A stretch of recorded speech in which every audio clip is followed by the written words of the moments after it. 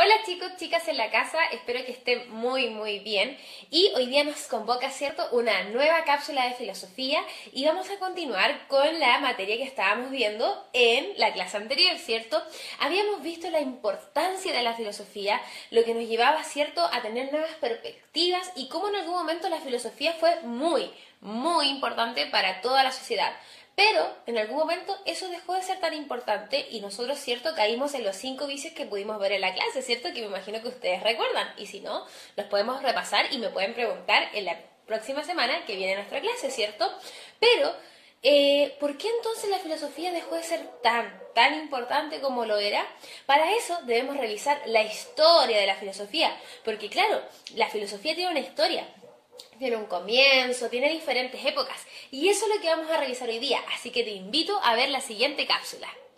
Entonces partimos con la historia de la filosofía y la primera época que tenemos y que nos encontramos es la época antigua, sí, la época antigua, igual que en historia, acá podemos encontrar muchas similitudes con historia, ¿cierto? La época antigua, antes de Cristo, Grecia, podemos situar a nuestros primeros y primeras filósofas, ¿cierto?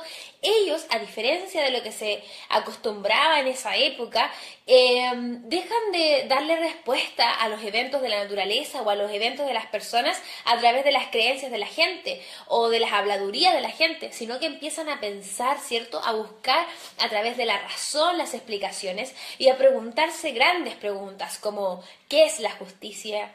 ¿Qué es la libertad? ¿Qué es el amor?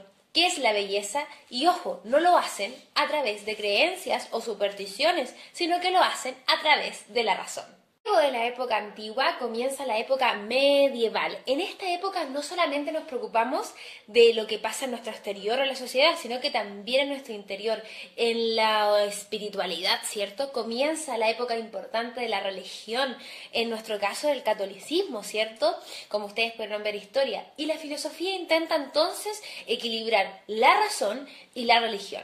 Y para eso, en esta época, las preguntas más importantes, ustedes se imaginarán, es ¿existe Dios? ¿Quién es Dios? ¿Cómo es Dios? Entonces, la época antigua, la época medieval y ahora pasamos a la época moderna, donde dejamos la religión de lado porque el Estado intenta separarse de nuestras creencias y la religión y comenzamos a preocuparnos solamente de lo que somos nosotros y nosotras, seres humanos. Entonces, la pregunta que viene en la época moderna en la filosofía vendría a ser ¿cómo conozco?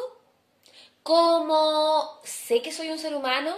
¿Realmente existo? Porque estas preguntas son basadas, ¿cierto?, en nuestras percepciones, en nuestros sentidos, en nuestra razón. Como ya les había dicho, la época moderna deja de lado la religión y comienza solamente a preocuparse del ser humano con las preguntas ¿cómo conozco? ¿Realmente existo? Y finalmente nos encontramos con nuestra época, la época contemporánea. Esta época donde no solamente importa si yo realmente existo, ¿cierto?, como en la época moderna, sino que importa el bien común, la sociedad.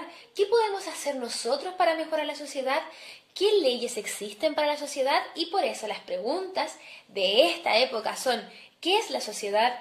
¿Qué es identidad? Y es por eso que nosotros nos preguntamos eso en el primer semestre, porque estamos en una época, ¿cierto?, contemporánea, donde lo que importa es el bien común y la sociedad.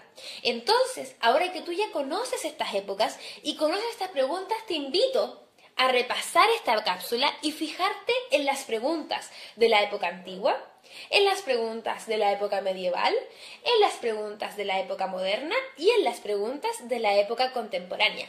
Entonces, chicos y chicas, el desafío para esta semana, el cual ustedes van a tener que subir a Classroom, ¿cierto?, es elegir una de las 4 épocas: época antigua, época medieval, época moderna o época contemporánea y hacer ustedes una pregunta, ¿cierto? Sí, porque como ya vimos en la clase anterior, las preguntas son muy importantes para la filosofía, pero ahora ustedes tienen que hacerle una pregunta a la época según las características que ustedes acaban de ver en esta cápsula, ¿cierto?